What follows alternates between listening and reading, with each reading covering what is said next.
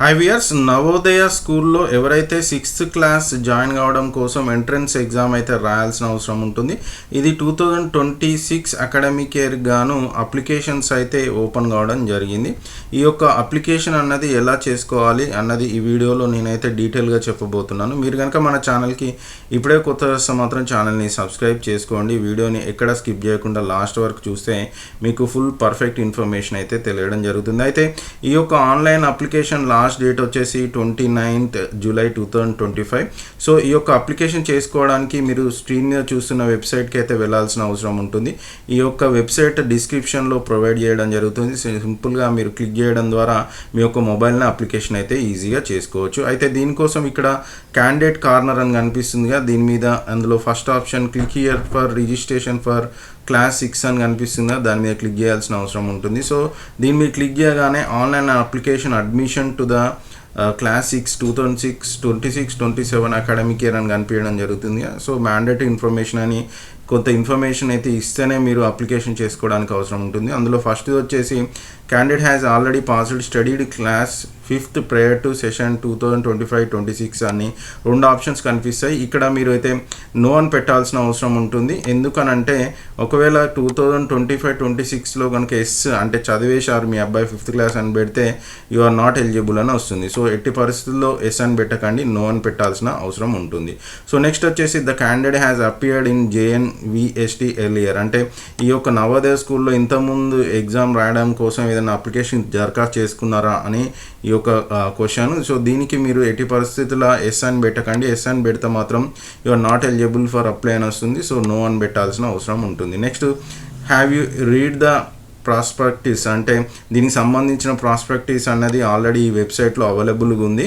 So ఇది ఎలా చదువుకోవాలి, ఎక్కడ ఓపెన్ అవుతుంది అన్నది నేను చెప్తాను. సో ఈ ప్రాస్పెక్టివ్స్ అన్నది చదివారా అన్న కాడ ఎస్ అని పెట్టాలి. సో ఫస్ట్ రెండు నో, తర్వాత ఎస్ అని పెట్టాల్సిన అవసరం ఉంటుంది. Next weather your district of residence and class 5th study ఈ సేమ్ అంటే మీరు చదువుతున్న రెసిడెన్స్ అడ్రస్, మీరు ఉంటున్న ప్రదేశం అలాగే చదువుతున్న క్లాసు రెండు కూడా ఒకటే ప్లేస్లో ఉన్నాయి, ఒకటే డిస్టిక్లో ఉన్నాయి అంటే ఎస్ అని పెట్టాలి. నో అని పెడితే మాత్రం you are not eligible for apply అని వస్తుంది. సో ఎస్ అని పెట్టాల్సిన అవసరం ఉంటుంది. Next whether the candidate has been promoted from 4th class to 6th class before 31st July 2025-26 అంటే ఎస్ అని పెట్టాల్సిన అవసరం ఉంటుంది. నో అని పెడితే మాత్రం మీకు నాట్ ఎలిజిబుల్ అని వస్తుంది. గుర్తుపెట్టుకొని నాట్ ఎలిజిబుల్ అనే ఆప్షన్ కనిపిస్తే మాత్రం మీరు ఎలిజిబుల్ కాదు అని అర్థం. సో ఇక్కడ మీరు చేయాల్సిందల్లా సింపుల్గా ఫస్ట్ స్టార్టింగ్ 2 నోలు, తర్వాత 3 ఎస్లు పెట్టాల్సిన అవసరం అయితే ఉంటుంది. నెక్స్ట్ లాస్ట్ ఆప్షన్ వచ్చేసి do you have Aadhaar number,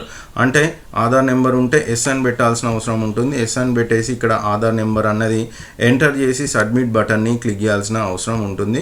so ఇక్కడ లేదు, మీ దగ్గర ఆధార్ నెంబర్ లేదు అనుకుంటే, ఒకవేళ మీ అమ్మాయికి ఇంకా ఆధార్ రాదనుకుంటే నో అని పెట్టేసి ఈ యొక్క క్యాండిడేట్ యొక్క పేరెంట్ యొక్క రెసిడెన్స్ అడ్రస్ని అయితే ప్రూఫ్గా సర్టిఫికేట్గా పెట్టాల్సిన అవసరం ఉంటుంది. ఇక్కడ మీరు చూజ్ చేసుకోవాలి. ఇక్కడ చూజ్ చేసుకొని ఒక రెసిడెన్స్ అడ్రస్ అయితే మీరు పెట్టాల్సిన అవసరం ఉంటుంది. ఇక్కడ నేను రెసిడెన్స్ కింద ఒక ప్రూఫ్ని అయితే ఇవ్వడం జరుగుతుంది. సో రెసిడెన్స్ ప్రూఫ్ కింద నేను ఒక అడ్రస్ అయితే ఇవ్వడం జరుగుతుంది. చూజ్ చేసుకొని నేను రెసిడెన్స్ అడ్రస్ చేసిన తర్వాత సబ్మిట్ చేయడం జరుగుతుంది. సో సబ్మిట్ చేసిన తర్వాత మీకు ఇక్కడ online application for 5th class Jawaharlal Nehru school అని రావడం జరుగుతుంది. సో ఇక్కడ కనుక మీరు డీటెయిల్స్ కనుక చూస్తే స్టేట్ ఫస్ట్ ఏమడుతుంది, select the state in which candidate you are studying in 5th class, ఏ స్టేట్లో చదవడం జరుగుతుంది అంటే ఇక్కడ మన తెలుగు రాష్ట్రాల వాళ్ళైతే ఆంధ్రప్రదేశ్, తెలంగాణ వాళ్ళైతే తెలంగాణ అయితే సెలెక్ట్ చేసుకోవాల్సిన అవసరం ఉంటుంది. సో నెక్స్ట్ వచ్చేసి select the district, A district చెందిన వాళ్ళని అడగడం జరుగుతుంది. సో మీరు ఏ డిస్టిక్ వాళ్ళైతే ఆ డిస్టిక్ని అయితే సెలెక్ట్ చేసుకోవాల్సిన అవసరం ఉంటుంది. ఆటోమేటిక్గా residence district, so district first ఏదైతే డిస్టిక్ని సెలెక్ట్ చేసుకున్నారో, స్టేట్ని సెలెక్ట్ చేసుకున్నారో ఆటోమేటిక్గా రెసిడెన్స్ స్టేట్ అదే రావడం జరుగుతుంది. అలాగనే డిస్టిక్ కూడా ఆటోమేటిక్గా రెసిడెన్స్ డిస్టిక్ కూడా రావడం జరుగుతుంది. నెక్స్ట్ వచ్చేసి select the block in which candidate ఈ స్టడీయింగ్ అని అడగడం జరుగుతుంది. ఇక్కడ బ్లాక్లు సెలెక్ట్ చేసుకోవాల్సిన అవసరం ఉంటుంది. సో ఈ బ్లాక్లు ఎలా సెలెక్ట్ చేసుకోవాలన్న విషయానికి వస్తే మీకు ఆల్రెడీ వెబ్సైట్లోనే అవైలబుల్గా ఉంటుంది. సో వెబ్సైట్లో కనుక వెళ్తే కనుక మీకు ఇది ఎక్సెల్ షీట్లో రావడం జరుగుతుంది. ఇలా తెలంగాణకు సంబంధించిన బ్లాక్స్ ఏదైతే ఉందో ఆ బ్లాక్స్. సో ఇక్కడ కనుక చూస్తే మీరు ఏ డిస్టిక్ ఏ బ్లాక్ కావాలి వాళ్ళు అవుతారో, ఏ డిస్టిక్ చెందిన వాళ్ళు అవుతారో ఆ డిస్టిక్ని సెలెక్ట్ చూసుకోవాలి. ఉదాహరణకి ఇక్కడ పెద్దపల్లి వాళ్ళు అయితే, కరీంనగర్ వాళ్ళైతే కరీంనగర్ ఏ బ్లాక్కి ఇక్కడ స్క్రీన్ మీద చూపిస్తున్నాను క్లియర్గా బ్లాక్ కోడ్, బ్లాక్ నెంబరు, ఏ డిస్టిక్ ఏందన్నది ఉంటుంది. ఈ బ్లాక్స్ ఎలా డౌన్లోడ్ చేసుకోవాలన్నది మీకు తెలంగాణ అయినా కానీ ఆంధ్రప్రదేశ్ అయినా, ఆంధ్రప్రదేశ్ కూడా సేమ్ ఇలాగనే ఉండడం జరుగుతుంది. సో ఇక్కడ చూస్తే డిస్టిక్ ఏ డిస్టిక్ ఉంది, ఏ బ్లాక్లు ఉంది అన్నది క్లియర్గా ఉంటుంది. అది ఎక్కడ ఎలా డౌన్లోడ్ చేసుకోవాలన్నది ఒకసారి నేను వీడియో తర్వాత అయితే చెప్పడం జరుగుతుంది. సో ఇక్కడ బ్లాక్ అన్నది సెలెక్ట్ చేసుకోవడానికి ముందు ఉదాహరణకి పెద్దపల్లి బ్లాక్ అనుకుందాం. నేను పెద్దపల్లి బ్లాక్ని సెలెక్ట్ చేయడం జరుగుతుంది. సో అక్కడ name of the school in which candidate studying అన్న కాడ మీరు ఏ స్కూల్లో చదివినరో ఆ స్కూల్ నేమ్ అయితే రాయాల్సిన అవసరం ఉంటుంది. నెక్స్ట్ వచ్చేసి name of the candidate, student నేమ్ని అయితే రాయాల్సిన అవసరం ఉంటుంది. నెక్స్ట్ స్టూడెంట్ యొక్క మొబైల్ నెంబర్ని రాయాల్సిన అవసరం ఉంటుంది. సో మీ యొక్క మొబైల్ నెంబర్ని అయితే ఇవ్వాల్సిన అవసరం ఉంటుంది. నెక్స్ట్ డేట్ ఆఫ్ బర్త్ని ఇవ్వాల్సిన అవసరం ఉంటుంది. మీ యొక్క డేట్ ఆఫ్ బర్త్ ఎప్పుడైతే ఉందో ఆ డేట్ ఆఫ్ బర్త్ రాయాల్సిన అవసరం ఉంటుంది. నెక్స్ట్ ఈమెయిల్ ఐడి అయితే రాయాల్సిన అవసరం అయితే ఉంటుంది. ఇక్కడ ఈమెయిల్ ఐడి అనేది చాలా ఇంపార్టెంట్ విషయం. ఎందుకంటే మీకు ఏదైనా ఇన్ఫర్మేషన్ కావాలంటే ఇన్ఫర్మేషన్ అన్నది త్రూ మెయిలే రావడం జరుగుతుంది. నెక్స్ట్ వచ్చేసి mother name, next father name.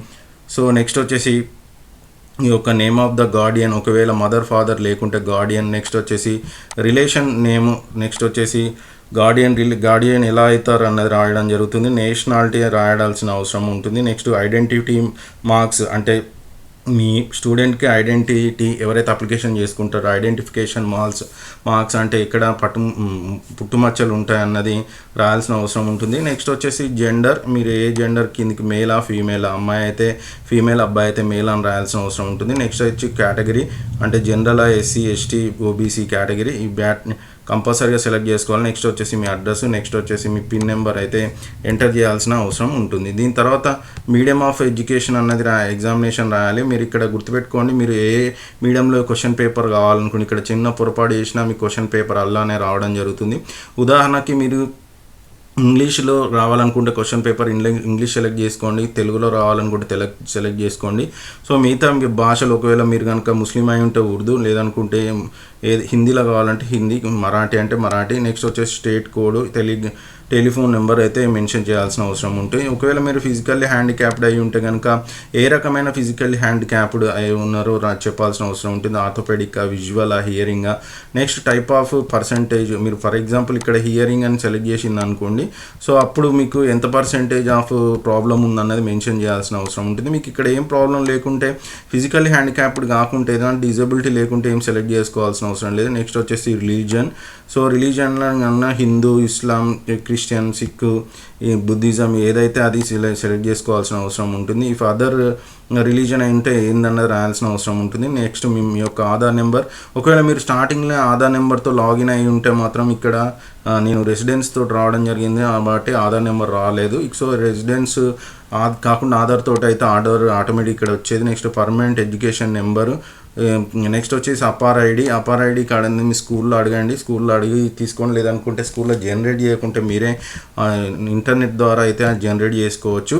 Next వచ్చేసి యాన్యువల్ ఇన్కమ్ ఆఫ్ పేరెంట్, మీ యొక్క పేరెంట్ యొక్క యాన్యువల్ ఇన్కమ్ ఎంత ఉన్నది రాయాల్సిన అవసరం ఉంటుంది. సో నెక్స్ట్ వచ్చేసి ప్రీవియస్ స్కూల్ డీటెయిల్స్ అన్నది రాయాల్సిన అవసరం ఉంటుంది. ఇక్కడ ఆటోమేటిక్గా మీరు ఏదైతే డిస్ట్రిక్ట్ సెలెక్ట్ చేసుకున్నారో ఆ డిస్ట్రిక్ట్స్ అన్ని ఆటోమేటిక్గా రావడం జరుగుతుంది. సో వీటితో పాటు మీకు ఏమి ఇబ్బంది లేకుండా వాళ్ళే సెలెక్ట్ చేయడం జరిగింది. సో నెక్స్ట్ వచ్చేసి ఇక్కడ మీరు చేయాల్సిందల్లా నేమ్ ఆఫ్ ద విలేజ్, మీది ఏ విలేజ్కి చెందిన వాళ్ళు. నెక్స్ట్ వచ్చేసి ఉదాహరణకి నేను ఇక్కడ మా విలేజ్ వచ్చేసి ఒక సిసిసి అని పెట్టేశాను. సిసిసి అని పెట్టడంతో CCC name of the school ఎక్కడ ఉంది స్కూల్ అన్నది, విలేజ్, నెక్స్ట్ వచ్చేసి స్కూల్ ఏముంది, నేమ్ ఆఫ్ ద స్కూల్ అన్న కాడ ఏదో మీ స్కూల్ పేరు రాస్తే ఆటోమేటిక్గా అందులోకి వెళ్ళడం జరుగుతుంది. సో ఈ విధంగా మీ యొక్క village, school, next third class, fourth class, fifth class సంబంధించిన ఇన్ఫర్మేషన్ అయితే ఇవ్వాల్సిన అవసరం ఉంటుంది. సో స్కూల్ అనేది రికగ్నైజ్, నాట్ రికగ్నైజ్డ్ అంటే అన్ని రికగ్నైజ్డే పెట్టాల్సిన అవసరం ఉంటుంది. Next school location rural, urban అన్నది పెట్టాల్సిన అవసరం ఉంటుంది. రూరల్ అయితే రూరల్ ఏరియా కింద రావడం జరుగుతుంది, అర్బన్ అయితే అర్బన్ ఏరియా స్కూల్ కింద అయితే రావడం జరుగుతుంది. ఇలాంటి you are urban candidate. So next ఇక్కడ రెండు రూరల్ పెట్టినాం కాబట్టి రూరల్ పెట్టాల్సిన అవసరం ఉంటుంది. సో రూరల్ అర్బన్ ఇక్కడ చిన్న మిస్టేక్ చేసిన మళ్ళీ అప్లికేషన్ అయితే మళ్ళీ కరెక్షన్ అయితే చేసుకోవడం కష్టంగా ఉంటుంది కాబట్టి కంపల్సరీగా కరెక్ట్ చేసుకోండి. Next undertaking by candidate or parent, ఇక్కడ ఆ candidate has already passed 5th class. స్టార్టింగ్లో ఏదైతే ఇన్ఫర్మేషన్ మీరు ప్రొవైడ్ చేశారో అదంతా చూపించడం జరుగుతుంది. దాని తర్వాత క్యాండిడేట్ యొక్క ఫోటో, క్యాండిడేట్ యొక్క సిగ్నేచర్ అన్నది అప్లోడ్ చేయాల్సిన అవసరం ఉంటుంది ఇక్కడ. సో క్యాండిడేట్ ఫోటో అన్నది సైజ్ కూడా మెన్షన్ చేయడం జరిగింది, 10 to 100 KB మధ్యలోనే ఉండాలని. నెక్స్ట్ వచ్చి క్యాండిడేట్ సిగ్నేచర్ అన్నది 10 to 100 KB మధ్యలోనే ఉండాలని మెన్షన్ చేయడం జరిగింది. సో వీటిని యొక్క ఫొటోస్ అయితే జేపీజీ ఫార్మాట్లోనే అప్లోడ్ చేయాల్సిన అవసరం ఉంటుంది. అప్లోడ్ చేసిన తర్వాత పేరెంట్ యొక్క సిగ్నేచర్, అలాగనే పేరెంట్ సిగ్నేచర్తో పాటు అప్లోడ్ కేటగిరీ ఏదైతే మీరు స్టార్టింగ్లో SC ST BC OBC అని మెన్షన్ చేశారో వాళ్ళ డీటెయిల్స్ కూడా అప్లోడ్ చేయాల్సిన అవసరం ఉంటుంది. ఇక్కడ అప్లోడ్ పేరెంట్ సిగ్నేచర్ అన్న దగ్గర పేరెంట్ ఒక వైట్ పేపర్ మీద సిగ్నేచర్ చేసి దాని ఒక ఫోటో తీసుకొని ఇక్కడ అప్లోడ్ చేయాలి. సిమిలర్గా స్టూడెంట్ ఫోటో, స్టూడెంట్ యొక్క సిగ్నేచర్ కూడా ఆ విధంగానే అప్లోడ్ చేసుకోవడానికి అయితే అవకాశం ఉంటుంది. మొబైల్లో అయితే, కంప్యూటర్లో అయితే మాత్రం మీరు కంప్యూటర్కి అయితే ఫార్వర్డ్ చేసుకొని దాని నుంచి అయితే అప్లోడ్ చేయాల్సిన అవసరం ఉంటుంది. లేదనుకుంటే మీ సేవ ద్వారా చేసుకోవాలంటే మీ సేవ వాళ్ళకి అయితే ఈ డీటెయిల్స్ అయితే ఇవ్వాల్సిన అవసరం ఉంటుంది. అలాగనే similarly SC ST OBC certificate కూడా ఈ విధంగానే 50 KB నుంచి 300 KB మధ్యలో ఉండేలాగా స్కాన్ చేసి పెట్టుకోవాలి. గుర్తుపెట్టుకొని జేపీజీ ఫార్మాట్లో ఉండాలి. ఇవంతా సెలెక్ట్ చేసిన తర్వాత ప్రివ్యూ అని క్లిక్ చేయగానే మీ యొక్క డీటెయిల్స్ అనేది రావడం జరుగుతుంది. ఇక్కడ నేను డీటెయిల్స్ అనేది ఫుల్గా ఫిల్ చేయలేదు కాబట్టి నాకు రావడం లేదు. ఇది అయిపోయినాక మీకు ఒక అక్నాలెడ్జ్మెంట్ అయితే రావడం జరుగుతుంది. సో ఈ అక్నాలెడ్జ్మెంట్ తోటి మీరు నెక్స్ట్ అయితే మళ్ళీ మీ అప్లికేషన్ స్టేటస్ని అయితే చెక్ చేసుకోవచ్చు. అప్లికేషన్ స్టేటస్ అన్నది ఎలా చెక్ చేసుకోవాలన్నది ఒకసారి చూద్దాం. సో ఇక్కడ కనుక అప్లికేషన్ స్టేటస్ అన్నది చూడాలి అనుకుంటే మాత్రం ఇలా స్టార్టింగ్లో మనకు ముందే చెప్పాను కదా, మీరు ఇక్కడ ఏదైతే అప్లికేషన్ ప్రింట్ రిజిస్ట్రేషన్ ఫామ్ అన్న దాని మీద క్లిక్ చేస్తే కనుక రిజిస్ట్రేషన్ ఫామ్ అన్నది రావడం జరుగుతుంది. సార్ చూడండి. సో ఇలా మీ యొక్క రిజిస్ట్రేషన్ ఇంతకుముందు అప్లికేషన్ ఫిల్ అయిపోయిన తర్వాత రిజిస్ట్రేషన్ ఫామ్ కావాలి అనుకుంటా మాత్రం సో దీని మీద క్లిక్ చేస్తే రిజిస్ట్రేషన్ ఫామ్ అన్నది మళ్ళీ మీ registration number, date of birth enter చేసి ఇక్కడ ఉన్న క్యాప్చర్ నెంబర్ ఎంటర్ చేసి సైన్ ఇన్ అని వెళ్తే రిజిస్ట్రేషన్ లాగిన్ స్టూడెంట్ లాగిన్లోకి వెళ్ళడం జరుగుతుంది. సో అలాగనే మీరు కనుక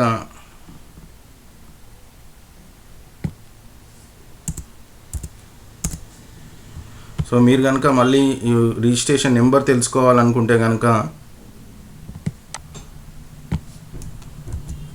మీ యొక్క రిజిస్ట్రేషన్ నెంబర్ తెలుసుకోవాలనుకుంటే కనుక సేమ్ థర్డ్ ఆప్షన్ క్లిక్ చేయాలి. ఇక్కడ స్టూడెంట్ ఇన్ఫర్మేషన్ అనే candidate name, candidate father name, mother name, next date of birth enter చేసి క్యాప్చర్ కొట్టేసి రిఫ్రెష్ అని కొట్టి సెర్చ్ ఫర్ రిజిస్ట్రేషన్ అనుకోవడంగా రిజిస్ట్రేషన్ నెంబర్ అయితే తెలుసుకోవడం జరుగుతుంది. సో ఈ విధంగానే మీరు మళ్ళీ ఏమన్నా అంటే స్టార్టింగ్లో మీకు చెప్పాను కదా ఇది యొక్క బ్లాక్స్ అన్నది బ్లాక్ విషయం గురించి తెలుసుకోవాలంటే మీరు ఆంధ్రప్రదేశ్ వాళ్ళు అయితే ఆంధ్రప్రదేశ్, లేదనుకుంటే తెలంగాణ వాళ్ళు అయితే తెలంగాణ వాళ్ళు యొక్క బ్లాక్స్ అయితే తెలుసుకోవడానికి అయితే అవకాశం ఉంది. అయితే ఏదైతే స్టార్టింగ్లో చెప్పానో page candidate information, candidate corner అని ఉందో ఈ కార్నర్ పేజీలనే మీరు రిజిస్ట్రేషన్ ఫామ్, అలాగనే రిజిస్ట్రేషన్ నెంబర్ ఐడెంటిఫై చేయడం, అలాగనే ఈ యొక్క బ్లాక్స్ గురించి. సో ఉదాహరణకి ఇక్కడ తెలంగాణ యొక్క బ్లాక్స్ తెలియాలనుకుంటే viewer block details of Telangana అని క్లిక్ చేయడంగానే సో దాని యొక్క బ్లాక్స్కి సంబంధించిన పేజ్ ఓపెన్ కావడం జరుగుతుంది. ఓపెన్ అయిన తర్వాత ఈ యొక్క ఎక్సెల్ షీట్ అనేది ఒక షీట్ అనేది డౌన్లోడ్ కావడం జరుగుతుంది. ఈ డౌన్లోడ్ అయిన దాంట్లో